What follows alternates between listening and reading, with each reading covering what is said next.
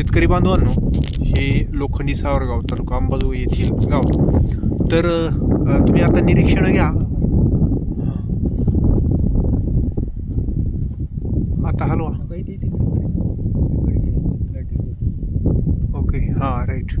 तर आपण पाहू शकता इथं हा हुमणीचा भुंगेरा. तर अशा पद्धतीचे भुंगेरे जे आहे ते आता ह्या कडुलिंबाच्या झाडावर जे आहे ते निदर्शनास चालू झालेले आहेत.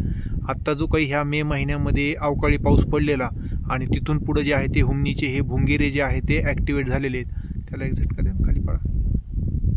हां, आवाज आलाय. तर हे अशा पद्धतीनं तुम्ही जर बघितलं तर तुमच्या कडुलिंबाच्या झाडाची पानं जे आहेत ते खाल्लेले तुम्हाला निदर्शनास येतील आणि असे किडे जे आहेत ते इथं तुम्हाला कडुलिंबाच्या झाडावर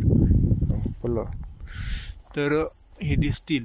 तर ह्याच्यासाठी ह्या हुमणी अळीचा मागच्या वेळेस प्रादुर्भाव बऱ्यापैकी काही ठिकाणी झालेला आणि त्याच्यामुळं सोयाबीनचं नुकसान झालेलं, ऊसाचं सुद्धा मोठ्या प्रमाणामध्ये नुकसान झालेलं.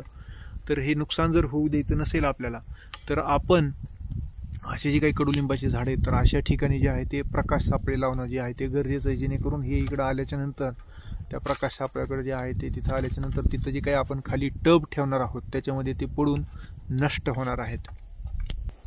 थोडंसं जवळून दाखवेन. हे जे काही सगळे असे जर तुम्हाला लिंबारा दिसला तर समजून जायचं की हे सगळे पानं जे गेले तर त्या किडीनं खाल्लेले, त्या प्रौढ भुंगेऱ्याने जे आहे ते ह्या अशा पद्धतीनं हे खाल्लेले आहेत. तर आत्ताची जी काही परिस्थिती, देशमुख साहेब आता काय म्हणजे आपण हुमणीचे भुंगेरे बघत होतो, तर काय तुम्हाला काय निरीक्षण आता निदर्शनास आलेली? लिंबाचे पानं खाताना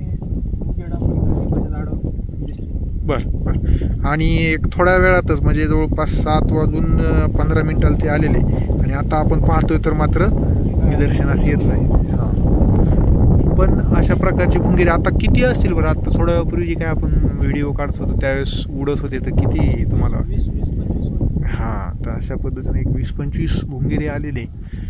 तर सांगायचा उद्देश आहे की हे साईन आहे आणि आपण त्याच्या व्यवस्थापनाच्या अनुषंगानं एरंडाचा सापळा सुद्धा जे आहे ते आपण करणं गरजेचं आहे. एरंडाचा सापळा म्हणजे 2 किलो एरंड्या घ्यायच्यात आहे, चांगल्या बारीक कुचायच्यात आणि त्याच्यामध्ये 1.5 लिटर पाणी टाकायचं आहे. 50 ग्रॅम जे आहे ते आपलं बेसन पीठ टाकायचं आहे आणि 25 ग्रॅम इस्ट टाकायचं आहे. आणि हे एक आपल्या मडकं जे असते मातीचं मडकं तर त्याच्यामध्ये ते टाकायचं आणि हे खाली जमिनीमध्ये आपण जमिनीमध्ये पुरून जरी टाकलं म्हणजे ठेवायचं, अर्ध उघडून ठेवायचं आहे.